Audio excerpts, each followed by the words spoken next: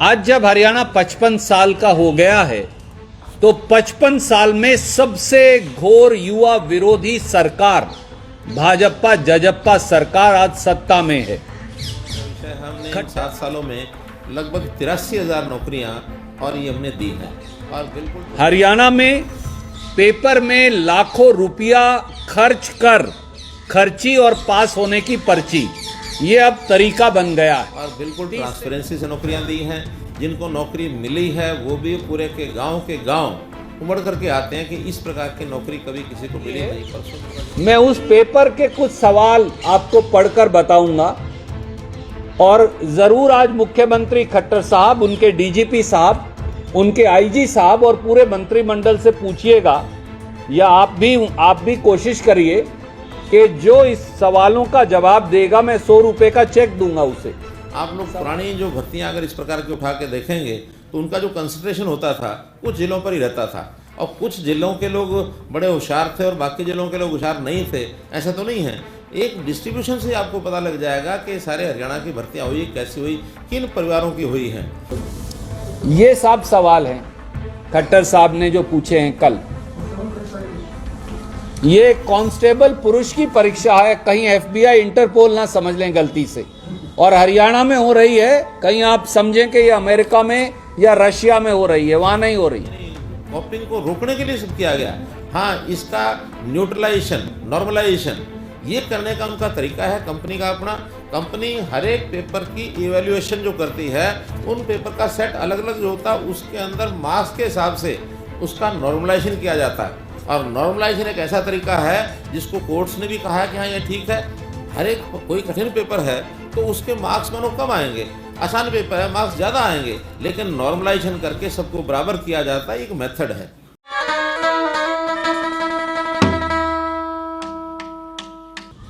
आज जब हरियाणा 55 साल का हो गया है तो 55 साल में सबसे घोर युवा विरोधी सरकार भाजपा जजप्पा सरकार आज सत्ता में है। खट्टर सरकार और हरियाणा भर्ती सेल काउंटर यानी हरियाणा स्टाफ सिलेक्शन कमीशन ने एक बार फिर हरियाणा के युवाओं के गुण, उनकी काबिलियत और क्षमता का भद्दा मजाक उड़ाया है। मैं बगैर किसी भूमिका के 3 बातें आपके समक्ष रखूंगा। हरियाणा में पेपर में लाखों रुपया खर्च कर खर्ची और पास होने की पर्ची, ये अब तरीका बन गया है। 30 से ज़्यादा पेपर लीक हो चुके। उसके बाद एक और नायाब तरीका निकाला गया कि OMR शीट ही खाली छोड़ दो ताकि पेपर माफिया के साथ मिलकर उसे बाद में भरा जा सके। और अब एक तीसरा तरीका निकाल लिया गया है। हरियाणा के 8,39,000 नौजवान इस समय जब हम आपसे बात कर रहे हैं तो वो इस समय पुलिस कांस्टेबल पुरुष के पेपर दे रहे हैं। 31 अक्टूबर, 1 नवंबर और 2 नवंबर। कल पहले सुबह और इवनिंग के शिफ्ट में पेपर हुए। उनमें पहले तो 4 और 4 यानी 8 पेपर पूछे गए। भैया एक पद, एक परीक्षा पर पेपर 8, और मैं उन 8 के 8 पेपर्स की प्रतिलिपियां आपको भेज रहा हूं।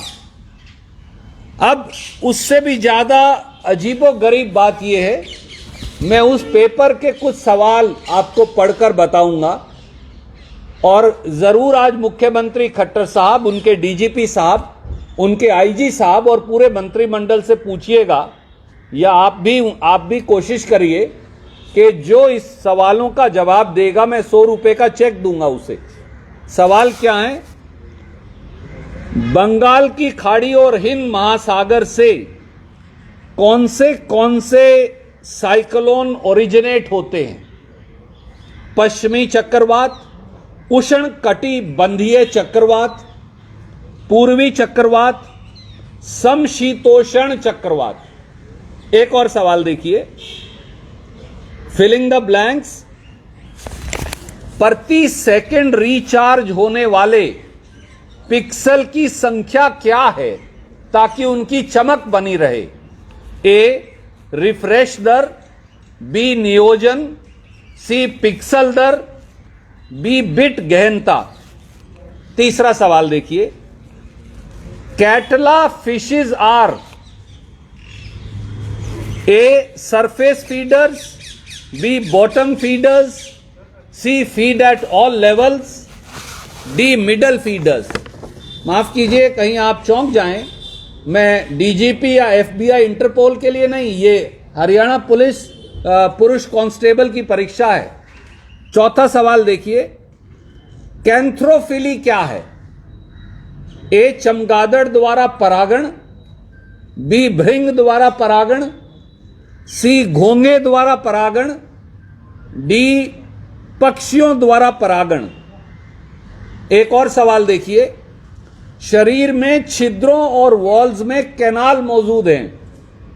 ए अमेलिडा, बी एनेलिडा, सी पोरीफेरा, डी, थोड़ा मुझे बोलने में दिक्कत है, शायद आप समझ सकें, कैटनोफेरा। ये 12वीं कक्षा के पुलिस परीक्षा। एक सवाल और देख लीजिए, द कॉलकोज, अगर मुझे उसका प्रोनाउंसिएशन सही, थोड़ा अंग्रेजी में कई बार हाथ तंग होता है हरियाणा के लोगों का। The kolkhoz is a collective farming model introduced in A China, B Cuba, C Russia, four USA. हमने सोचा पेपर तो हरियाणा में हो रहा है। एक सवाल और देखिए, फिलिंग द ब्लैंक्स, एक अत्यंत उच्च गति निम्न लागत प्रक्रिया है जो कंप्यूटर जनित सूचना को प्रत्यक्षतः कंप्यूटर टेप या कार्ट्रिज से एक छोटे माइक्रोफिल्म मीडिया से अभिलेखित करती है। मुझे तो पढ़ने में ही बड़ी दिक्कत हो रही है। A character output microfilm, B computer output microfilm, C character oriented microfilm, D computer oriented microfilm. एक और सवाल देखिए, मेंढक में रेड ब्लड सेल, मेंढक में रेड ब्लड सेल होते हैं। ए केंद्रक, बी ट्राइफिड, सी, थोड़ा मुझे बोलने में दिक्कत है, समूलोच्छेदक, डी बाइफाइड। ये एक पेपर है और मैं आपका समय नहीं लूंगा, परंतु लगभग जो जितने भी पेपर हैं उनके अगर आप सवाल देखें तो उनके सवालों का तरीका लगभग एक ही तरह का है, उसमें कोई ज्यादा अंतर नहीं है। एक और देख लीजिए, हाँ मैं दूंगा। एक और पेपर का सवाल देखिए, according to Karl Marx, Karl Marx तो आपने पता ही है आप हम सबको,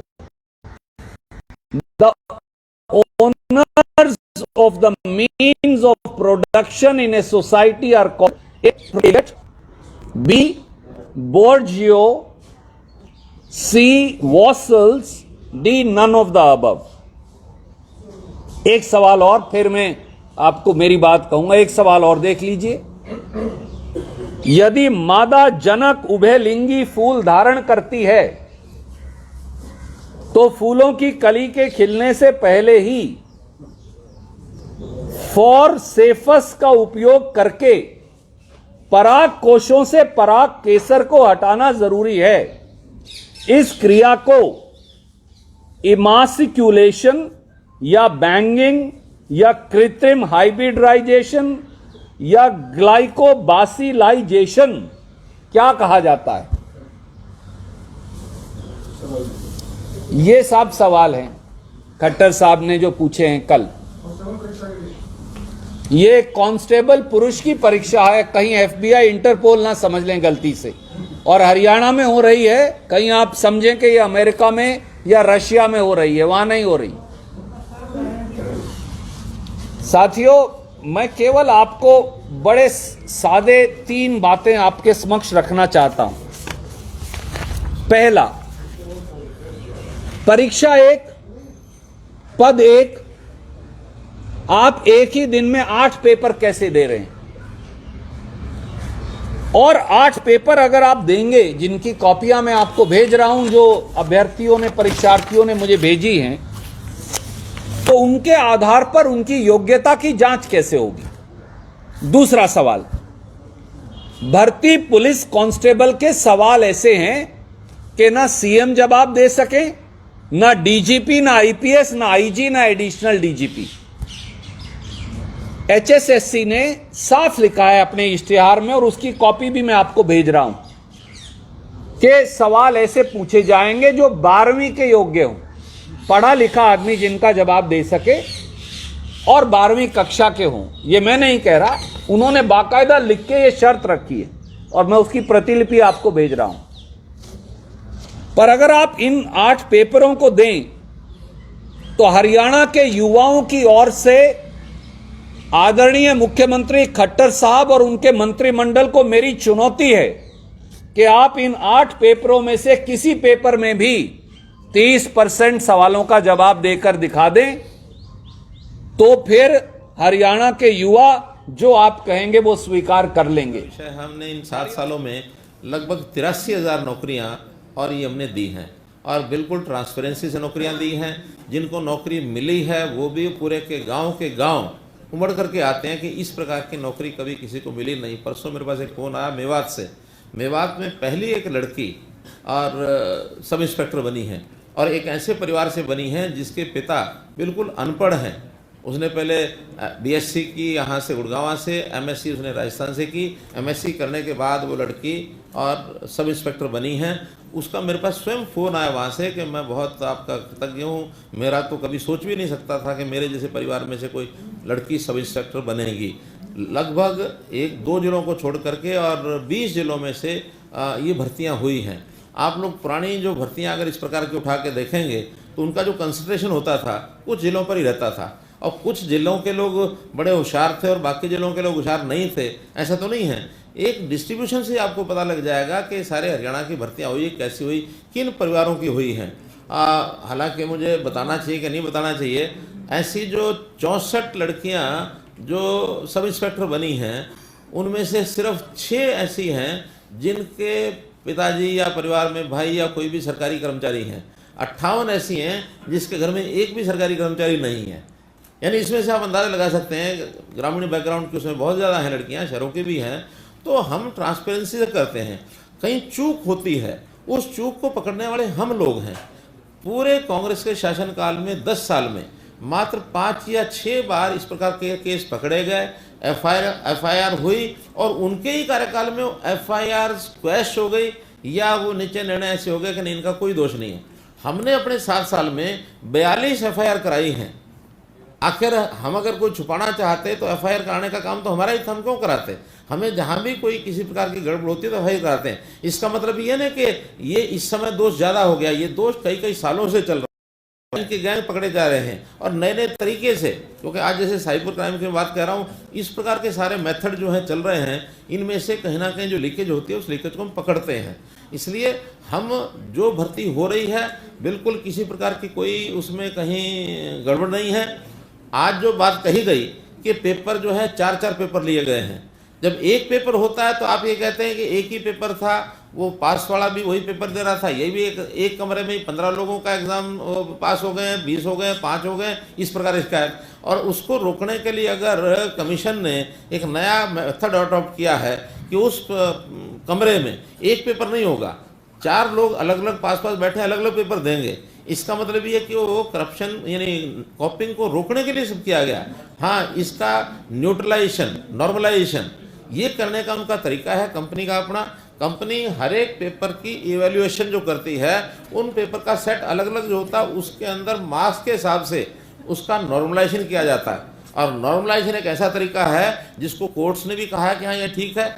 हर एक कोई कठिन पेपर है तो उसके मार्क्स मानो कम आएंगे, आसान पेपर है मार्क्स ज़्यादा आएंगे, लेकिन नॉर्मलाइजेशन करके सबको बराबर किया जाता है, एक मेथड है। इस मेथड हाँ उनका भी ब्यौरा दिया था।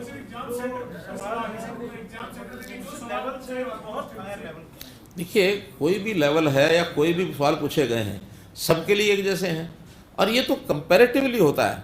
मानो आसान प्रश्न पूछे जाएंगे तो 98-99 प्लस मार्क्स आएंगे, कठिन पूछे जाएंगे तो 85 आ जाएंगे या 75 आएंगे, है तो सबके लिए एक जैसा। जो परीक्षा पत्र होता है वो सबके लिए एक जैसा होता है, सबका आईक्यू, सबका सब्जेक्ट की जानकारी, ये सब उसमें से पूछी जाती है। उसमें से जो योग्य होंगे, मेरिट के होंगे, वो ऊपर आएंगे। अगर आसान होंगे तो भी मेरिट वाले आएंगे, थोड़ा कठिन होंगे तो भी मेरिट वाले आएंगे। कठिन है तो सबके लिए है, आसान है तो सबके लिए है। और ये फिर एक जो पेपर सेटर होता है, पेपर सेटर को एक सब्जेक्ट कोर्स बताया जाता है, सब्जेक्ट बताया जाता है, सिलेबस बताया जाता है। उस सिलेबस में से उसने बनाना होता है, उसकी पूरी छूट होती है किस प्रकार का वो पेपर बनाए। इसमें न तो कमीशन की कोई दखलंदाजी होती है, न कोई सरकारी किसी कर्मचारी की दखलंदाजी होती है। पेपर सेटर दिए गए पैरामीटर्स के अंतर्गत पेपर बनाता है। सर लेकिन इसमें एक चीज और है, जैसे सामान्य ज्ञान है या फिर कोई सब्जेक्ट है, उसके लिए कम से कम अंक निर्धारित किए जाए कि 15 नंबर का होगा, चाहे सेट भले ही 3 हो, लेकिन इसका वेरिएशन भी पीछे नहीं किया ही होगा, ऐसा नहीं कि नहीं किया होगा। बाकी ये चूँकि सारा विषय ऑटोनोमस बॉडी है, कमीशन के ऐसे रोज रोज के काम में दखलंदाजी सरकार की नहीं होती है। उन्होंने जो पैरामीटर बनाए होंगे वो जरूर बनाए होंगे। अगर फिर भी आप कोई चीज़ उसमें ध्यान कराएंगे कि कौन से पैरामीटर उन्होंने नहीं बनाया या बनाया तो ठीक बनाया, नहीं बनाया, हमको सुझाव दे सकते हैं। लेकिन कमीशन जो है वो ऑटोनोमस बॉडी है, इंडिपेंडेंट बॉडी है, फेयर सिलेक्शन होनी चाहिए, हमारी अपेक्षा इतनी है, उसके अंदर गड़बड़ नहीं।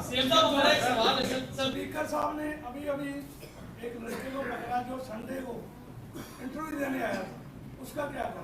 फर्जी इंटरव्यू लेटर था। मैंने पहले बता दिया कि उस गैंग में भी 40 लोग पकड़े गए हैं, 90 लाख रुपया वहाँ लेन देन हुआ है, वो सारे के सारे रिजेक्ट कर दिए गए हैं। मैं तो कह रहा हूँ कि जो कमियाँ आती हैं उनको हम पकड़ते हैं। बाकायदा पंचकुला में एक ऑफिस बना हुआ था, 4 उसमें कमरे थे, 8-10 लोग वहाँ पकड़े गए, उसको सील कर दिया गया। इससे ऊपर हम क्या करेंगे? आखिर हम तो कहीं कोई अपराध हो रहा है, उस अपराधी को पकड़ना, उसके खिलाफ कार्रवाई करना, ये हमारा काम है।